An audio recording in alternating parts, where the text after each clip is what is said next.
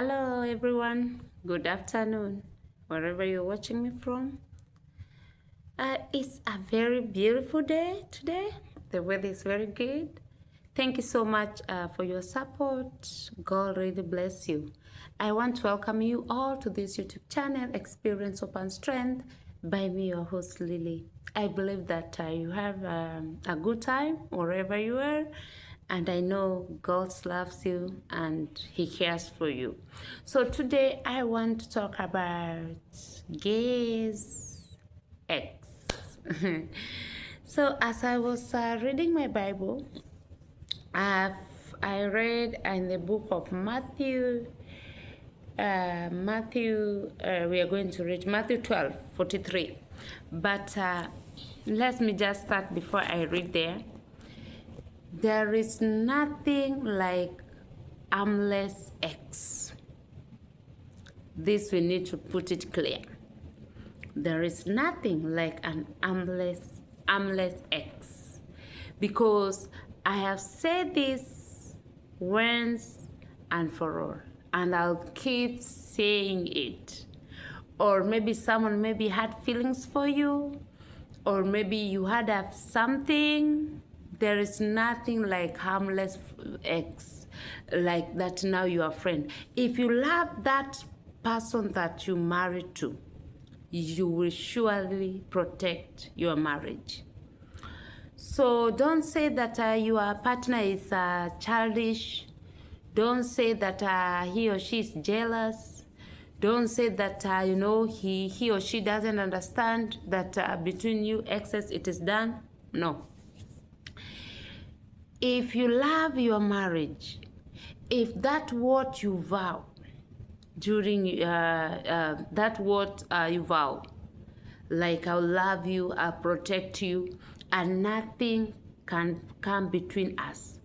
Only by death. The Bible said that what God has joined together, let no woman put asunder. So if you love your marriage and you remember the vow which you said, you are going to protect your marriage, you are going to protect your husband, you are going to protect your wife, two of you. So there is nothing, like the way I just said, there is nothing like an harmless X. And today we are going to see the effects of X. How can they ruin your marriage? So I'll keep saying it. So pay attention here.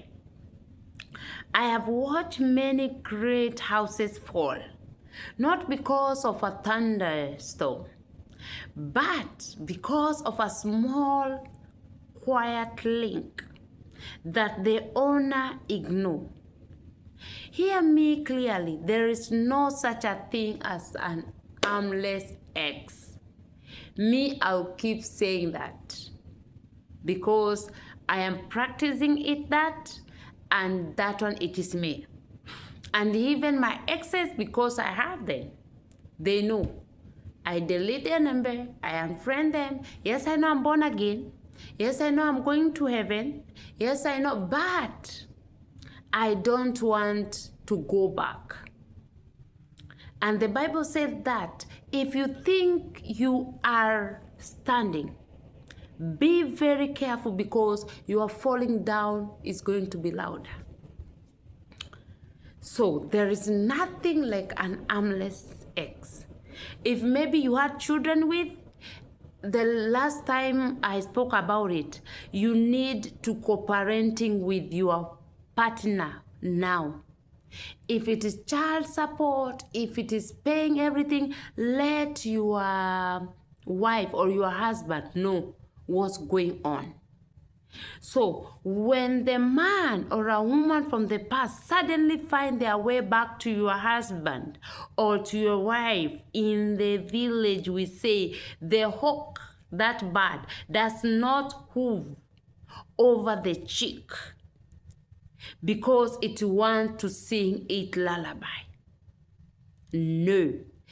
If that hawk, that bird is circling, it's because it remembered the taste of the meat. Husband and wife, open your eyes. If your partner tells you, oh, we are just friends, Now they are handing you a wrap of gift that contain a big serpent. If nothing has happened yet,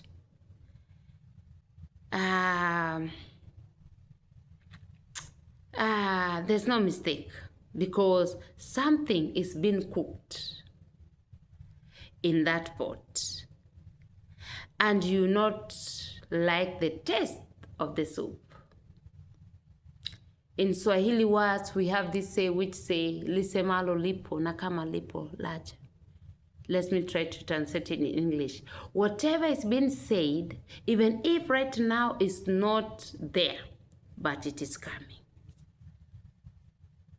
So, if nothing has not happened now, there is something which has been cooked in that pot. And the taste of that soup, one of you are not going to like it. So, the truth is simple. We have a saying which say like this: at the charcoal that had burned before is the easiest to light again. Okay? And the enemy cannot use someone strange to tempt you. Very rare. He will use your old ways, your old past. Mostly they exist. I'm not saying you be enemy with them, but you can keep a healthy boundary. No calling, no chatting, no check-ins. No, we have done. If he or she need help, tell them always to contact your spouse. And I don't know what type of help they are going to seek. You know, I love Apostle Joshua Suleiman. He say like, if you call me at night and I cannot answer your call, so that's why I'm not here alone. We have army forces, we have air forces, we have this arm from the sea, and we have police. So call them. I'm sorry for that. You know, actually it makes so funny, because there are some people, they will tell you know what, if you don't help me, I don't have anyone else to help me. They are just lying. So remember that saying that at the charcoal, the charcoal that has been burned before, it's the easiest to light again. You cannot blow air on the old embers and act surprised when the house catches the fire. If a spouse truly respects the vow, I love this. If the spouse truly respects the vow they took, they do not leave the window crack for a ghost to fly in. If you remember the vow you took, and if maybe you got married, maybe not in a wedding, not you just got married like come we stay, that too is a marriage, and God honor that. I'm not supporting that people should be come we stay married, but people do backslide.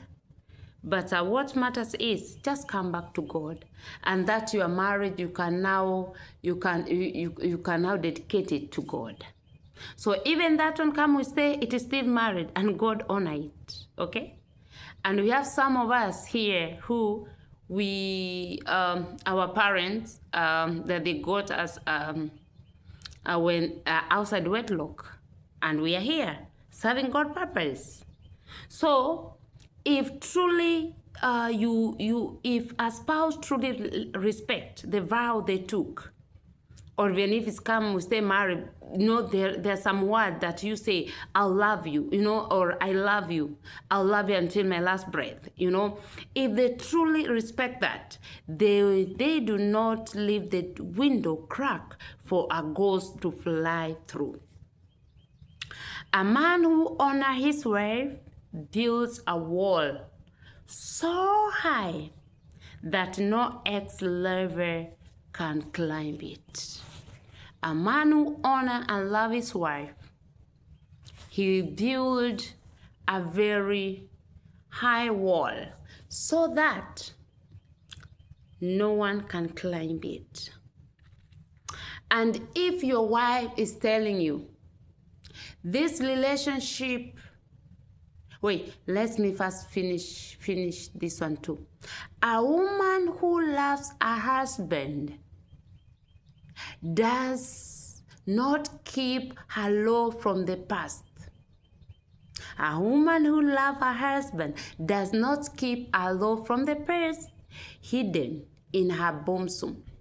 You say the memories are dead. Memories in the heart are like the roots of the baobab tree. Let me first say this. If your wife is telling you, and here's the reason why, maybe this person, they are not your ex. Maybe this person, they can be maybe even relative. But when your husband or your wife is telling you, and here's the reason why, and you can see the reason. He has explained it to you. He has been telling you. And he has the reason why. And even you can see it. If he's telling you here, we need to have boundaries. Because here, this thing is not good. Please, just listen. Husband, build wall. Build a wall so that no even ex can climb over it. Wives, you as a woman, don't keep saying hello, don't keep checking, don't keep finding rescue from your ex. Because like the way I've just said, the people say memory died. Memories in their heart are like the roots of like a bamboo tree. They do not rot just because you stop looking at them. Get that? They do not rot just because you stop looking at them. But you can make them powerless by starving them. What about that? When we come to Christ, we are born again Christian. Let me use this example so that I can bring this point clear. So the Bible says the old is gone and the new has come. And then the same Bible says, forget the former thing. Look, I am doing a new thing. So, if you think that memory just die, no. You need to start them. If maybe you had a wife, or maybe you had a husband, or maybe you had maybe a kid, these people, this memory, you cannot erase them. They are there to stay with you forever. But for you to be able to warn this your past, you need to starve them. You must cut the cord. You must block the path. If you keep chatting, if you keep calling, if you keep checking, oh my goodness, you are watering a weed and expecting rose to grow. He who bring ant infested hood into his house or heart, should not complain when the lizard come to visit. If you allow an ex-lover even an inch of space in your life, you have invited trouble to sit at your dining table, at your dinner table. If you want to build a future, stand firm against the wind. You must bury the past so deep, whereby that he can never find its way back. Did you hear that? If you want to build a future, you have to bury your past, the past of your ex, so deep, whereby even when it's tried to look back, it may never find its way back home. Protect your marriage. Keep your gates locked. The person you value what they have today does not go looking for what they lost yesterday. So that's why we are going to read Matthew 12. Matthew 12 here. Matthew 12 and verse 43. Let us say what to say. It says like this. When an impure spirit comes out of a person, it goes through and places, seeking rest, and does not find it. Then it said, I will return to the house I left. When it arrives, it finds the house occupied, swept, but in order. Then it goes and takes with it 7 other spirits more wicked than itself, and they go in and live there. And finally, conditions of that person is worse than the first. That is how it will be with this wicked generation. So here Jesus Christ, he was giving this example. The moment you are born again, the evil spirit left, right? But the moment that evil spirit left, and this is the same with ex. I'm not saying our exes are evil spirit. No, don't get me wrong. You know, even me, I'm ex of someone. Oh, I don't know why today I'm so happy. You know, I'm always happy because the joy of the Lord is my strength. And the Bible again says rejoice, and again I say rejoice. So I'm not saying that that all exes are evil spirit. I hope you get me right, because even me, I have ex too to someone there. So, but now I am married.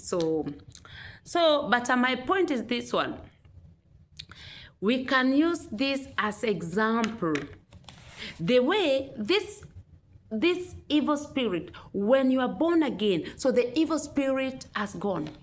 And the Bible said that when you are born again, the old is gone. The new has come. You are a new creature. So now I can put this way. When you are getting married to your present wife or husband, the ex is gone. Every person that you had a relationship is gone. Now you are a new you with your husband, with your wife. And here when I'm talking about marriage, it's between a man and a woman, a husband and a wife, according to the Bible. Okay? So don't get me wrong. So if you are born again, you have decided to be born again. So the evil spirit left. And that is how I can just use that as an example. Just allow me to use that one as an example. I know it's not a good one, but at least can bring a picture of how this serious ex issue is. Or any relationship that is being threatened to your marriage. So let's just go here together. So the moment the evil spirit left, I'm just imagining this is like X. You guys, you say like, no, enough is enough. You see yourself, you are not going to continue with this relationship, or so you see yourself, you are not going to continue this relationship, like the way I've just used that as example, and now you decided you are going to give your life to Jesus Christ. So the past is gone, right? So your ex has gone. Now you have a new person. Now you are now born again. Now you are now getting married to this person. So when this ex he go around like this evil spirit. He go around, try to find someone. And when he does not find someone, he's then coming back to you.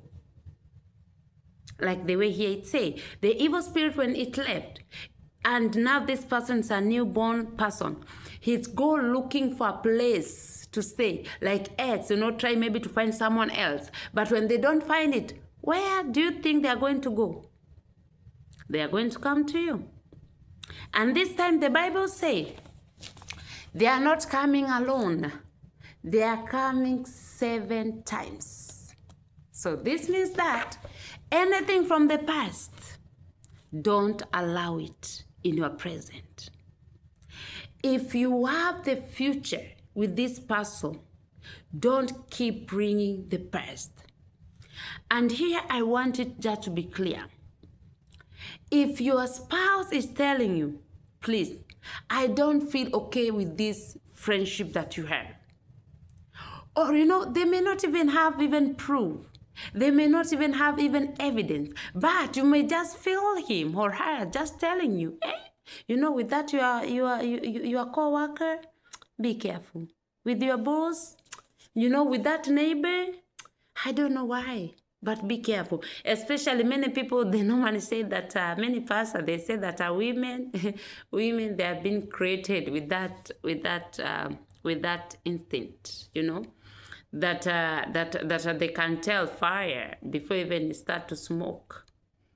So if your spouse is telling you, let's miss my example, like the way me when I got married. I didn't came like to change the friends of my husband. I didn't came like to separate him from his family, from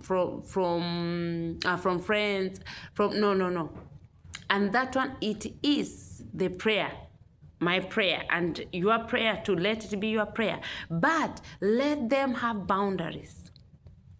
There are something which, me too, before I got married, there are something which I was doing. But after I got married, I said, no, here, no. So that one is how, and I'm not saying that I'm perfect, no. God is still working in me, So my point is this, you need to protect your marriage. If your spouse is telling you like, hey, this one, I'm feeling pain. Here, I don't like this. I don't like, this friendship, I don't think it is good. And if especially as a reason, and if people you are prayerful, because here I'm praying that you are born again, and if you are not, may God just touch your heart, and one day you are going to be born again, because this is even the reason of this challenge. Why don't you just pray? Don't fight over the friendship. Don't fight over the exes. After you have put boundaries, or if your wife or your husband is telling you like, this relationship, I think it is draining me. I think I'm getting tired. I think I'm just suffocating. Why don't you just pray? The right person or the right spouse is telling, okay, let's just pray about it. Or I need help. I don't know how to handle this. Asking for help does not mean that you are weak. You as a lady, you as a man, no. And that's why we are together here to help each other. So God bless you so much. And may God just protect you. And may God just fight for your battle. And always remember, there is nothing like harmless ex in this life. There's nothing like that. You may tell me like, maybe you're working together. Maybe you are in the same church. Maybe you are a neighbor. You know what? If you want something you will do everything to protect your marriage. You do anything to protect your marriage, even if it is to, even if it's maybe try to get another job, or maybe try to get other church, for example, or maybe you can shift from neighboring, or maybe you can just shift that town, or maybe, I don't know. But if truly you love your spouse, and if truly you love your marriage, and there is a problem, and even you too, you can see that problem, but you are assuming there's no problem, that is now where the problem is. Especially when your spouse is seeing the fire and you are not seeing it. So if you truly love that marriage, because the Bible said that God, the two shall become one, and no one shall come between them, only death, So this is showing us that we need to protect our marriage, because the enemy is not sleeping. And the work of the enemy is John 10:10. He came to kill, to steal, and to destroy. But God came to give us life, and life in abundance. Don't let the door, don't let the window of your marriage open. Don't let any crack come there. You can have a friend and a healthy friendship. The thing that maybe you are doing before you get married, like they were just saying, you can now say like, no, now I'm not going to go here. I'm not going to do this. If this is what my husband does not like, if this is not my wife does not like, what is that you are fighting to hold it? You are like, even to your spouse, he or she is not that important, that this thing which you are fighting for. So this means that this thing is very important more than your spouse. This job is more important more than your spouse. And what if something happens? You always give your spouse, the legal ground. Like to say, I knew it. And you need to be very, very careful. Fight for your marriage. Marriage is not easy. It is imperfect. Two people decided to come together, decided to work things together. You can imagine two grown-up people. They were not born together. They were not raised in the same family, in the same culture, not in the same tribe, like the way I'm coming from. We have like 42 tribes.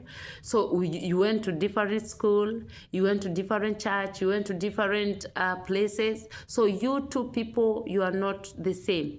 And for you to work together now, you need to be in one accord. The Bible says again, two people cannot walk together unless they agree. And then the Bible said that if kingdom is against its own kingdom, it cannot stand. And that is what the enemy knows. And that is what the enemy is fighting a lot. Because, before we start to go to church, before the nation, before the church, before the nation, before anything, God started with the family, Adam and Eve. And the enemy know that if in the house you don't have peace, you cannot pray. You cannot go to church. He knows the house is the foundation. So be very, very careful. In the book of James, it said that be watchful, be prayerful, and be watchful, because your enemy is rolling like a rolling lion, seeking whom to devour. And even maybe this exit, they may not know that they are being used by the enemy. It is now up to you to decide, where are you going to stand? And don't wait until when it's too late. That is when you are coming to realize, like, oh no, it is too late. No, it is never too late. As long you have God, protect your marriage. Protect your marriage. The last thing I can just tell you, my fellow viewer, protect your marriage. And if you are single and you are not yet married, may God just remember you. May God just open door for you. May God just strengthen you when the storms, come, when the fire comes for marriage. May God just lift his standard high. May God just continue to help you. If you're a single person, your time will come. And when you go there, always remember, protect your marriage. That is what I can say about it. If it is possible, pray together. Every morning, if you cannot be able to pray together, wherever you are, just make sure you mention your spouse before God. But the best thing I can tell you, find fellowship to be together. If you have children, if you have your husband, your wife, pray together. That one is what the enemy feared, because the Bible says in the book of Psalms how beautiful it is when people live in harmony and in unity. It is like the oil flowing from the head to beard to toes of Aaron. And where there's unity, God commands blessing. So stay together, be together, pray together. You know, for me, I normally say like marriage is just simple. I don't know if maybe I'm wrong, but marriage is just simple, because we are the one who we do complicate this thing. If your spouse, I just tell you, I don't like this, what is the big deal? You know, don't do what your spouse tell you. Like, if you do this, I'm getting hurt, I'm harmed. But you know what? Pride is something which is ruining a lot of marriage. Even unforgiveness, pride, excess, not praying together, not just having time together, work too. So may God help us, especially the pride. You are like, you know, this is me, and you know, you found me like this, so this is me. You are forgetting about marriage is not about you. Marriage is about your spouse. When we come into marriage, that's why it's called, it is a covenant. And marriage, many of us who we are believer, we believe in the altar, and it is a covenant. So where there is an altar and where there's a covenant, they must have a sacrifice. And a sacrifice here, it is that thing which must die, the pride of life, the lust of the flesh, the pride of life. This, you know, unforgiveness, bitterness, hatred, you know, this thing must die at the altar, because it is a covenant. And you are at the altar. And where there's a covenant, where there's an altar, we need to have a sacrifice. And here now you have to sacrifice everything for the sake of your spouse. For the Bible says this, what a great friend is who laying down his life for the sake of his friend. So when you come into marriage, if you are coming with this mentality, it's about you, that marriage is not going to stand. Because if you are telling your spouse, this is me, you have to deal with it. No. You need to tell your spouse, okay, if what I'm doing, excuse me, if what I'm doing is really hurting you, help me not to do that. Or how can I do it to stop it? No one is perfect. And even that your spouse has something which is struggling. But if you come with like, this is me, deal with it. No, marriage is not about you. And as I finish, Paul said, thank you, Lord, for the scripture that keep popping. Paul said like this, in marriage, wife, your body is not yours. It's for your husband. Your husband, your body is not yours. It is for your wife. So that is marriage. It's not about you. It's about your spouse. And if I care how you feel, and if I can feel the pain which you are feeling, I cannot hurt you. Because in fact, the Bible said that two shall become one. So I cannot hurt myself.